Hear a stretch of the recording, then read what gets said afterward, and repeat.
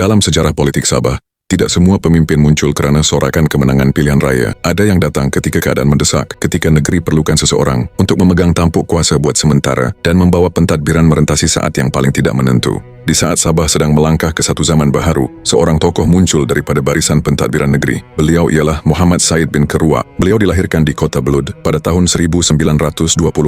Sabah pada waktu itu masih sebuah negeri yang tenang, belum mengenal politik moden, belum mengenal perebutan kuasa. Kehidupan rakyat berputar di sekitar sawah, laut, kebun, dan keluarga. Dalam suasana itulah beliau membesar, menyerap nilai kerja keras, disiplin hidup, dan rasa tanggung jawab terhadap masyarakatnya, jauh sebelum dunia politik mengenal namanya.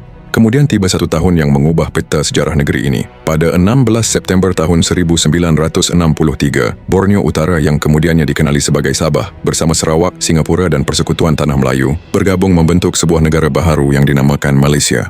Selepas itu struktur pentadbiran negeri telah berubah. Susun atur jabatan diperbaharui, cara kerja pentadbiran mula mengambil bentuk yang baharu, dan bersama perubahan itulah arah perjalanan pentadbiran Sabah memasuki satu era yang berbeza daripada sebelumnya. Dalam arus perubahan pasca tahun 1963 inilah, Muhammad Said mula menonjol dalam dunia pentadbiran dan politik negeri, perlahan-lahan menghampiri pusat keputusan. Pada era awal selepas itu, politik Sabah banyak digerakkan oleh USNO, United Sabah National Organisation. Muhammad Said berada dalam lingkungan kerajaan USNO dan pernah memegang portfolio negeri yang sangat dekat dengan rakyat, iaitu pertanian dan perikanan. Disitulah namanya semakin dikenali sebagai seorang pentadbir yang bergerak di tengah nadi kehidupan rakyat. Sabah juga melangkah masuk ke gelanggang politik persekutuan. Kota Belud mula menjadi kawasan parlimen yang dipertandingkan pada era pilihan raya umum tahun 1969.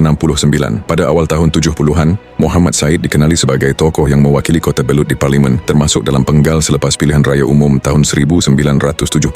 Dengan peranan di peringkat negeri dan persekutuan, kedudukannya bukan sekadar seorang ahli kabinet, tetapi seorang tokoh yang memahami simpang kuasa antara negeri, pusat dan rakyat di akar umbi. Pada awal tahun 70-an, Muhammad Said merupakan salah seorang pegawai kanan kerajaan negeri dan anggota kabinet di bawah pentadbiran USNO. Beliau berada dalam struktur kepimpinan kerajaan negeri yang terlibat secara langsung dalam membuat dan meluluskan keputusan besar yang membentuk Hala Tuju Sabah. Pada tahun 1973, Perlembagaan Negeri Sabah telah dipindah dengan memasukkan satu peruntukan baharu yang mengiktiraf Islam sebagai agama rasmi bagi negeri Sabah. Menjelang pertengahan tahun 70-an, politik Sabah mula bergolak dengan lebih kuat. USNO masih memegang kerajaan negeri, tetapi keyakinan rakyat terhadap parti itu tidak lagi seteguh dahulu. Tekanan politik semakin terasa, berlaku pertembungan pengaruh dalam kepimpinan. Persaingan kuasa semakin jelas di hadapan rakyat. Kemuncaknya pada 15 Julai tahun 1975, lahir sebuah parti baharu, iaitu Parti Bersatu Rakyat Jelata Sabah Berjaya. Parti ini diasaskan oleh Harris Saleh bersama beberapa tokoh lain sebagai usaha membentuk satu kekuatan politik baharu bagi mencabar dominasi USNO di Sabah. Beberapa bulan kemudian, Fuad Stevens menyertai Berjaya dan kehadirannya memberi lonjakan besar kepada sokongan dan pengaruh parti itu. Kemunculan Parti Berjaya bukan sekadar menambah satu lagi parti politik, ia menjadi cabaran terbuka kepada dominasi USNO yang telah lama memerintah Sabah. Sejak itu, sokongan politik rakyat Sabah mula terbahagi kepada dua arus besar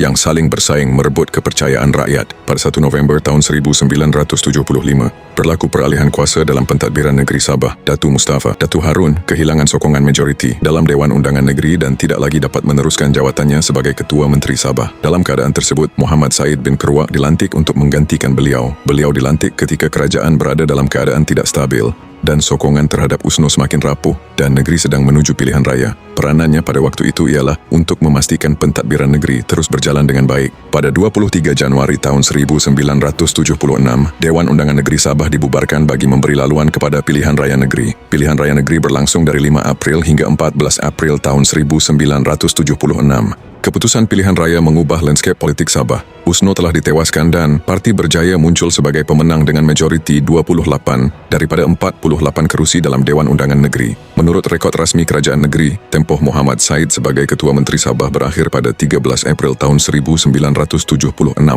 Jawatan beliau telah diambil alih oleh Fuad Stevens sebagai Ketua Menteri Sabah yang keempat dan memegang jawatan ini untuk kali yang kedua. Selepas perubahan kerajaan negeri, sebuah pesawat yang membawa beberapa pemimpin utama Sabah, termasuk Ketua Menteri Fuad Stevens, terhempas di perairan berhampiran Kota Kinabalu pada 6 Jun tahun 1976. Peristiwa itu kemudian dikenang sebagai tragedi Double Six. Dalam tempoh yang singkat, Sabah melalui dua peristiwa besar berturut-turut, peralihan kuasa yang menamatkan satu era pemerintahan dan satu nahas udara yang mengubah arah kepimpinan negeri selepasnya. Walaupun tempohnya sebagai Ketua Menteri singkat, khidmat awam Muhammad Said tidak berakhir di situ. Pada 1 Januari tahun 1987, beliau dilantik sebagai Yang di-Pertuan Negeri Sabah, satu jawatan tertinggi negeri yang bersifat simbolik dan berperlembagaan. Beliau memegang amanah itu sehingga 31 Desember tahun 1994.